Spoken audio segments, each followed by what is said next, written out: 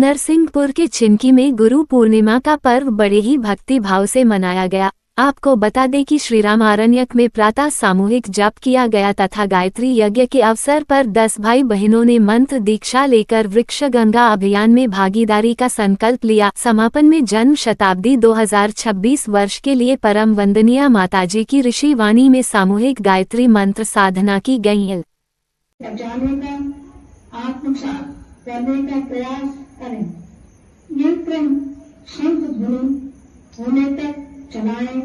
बाद में परमात्मा की चेतना को नमस्कार करके समापन करें।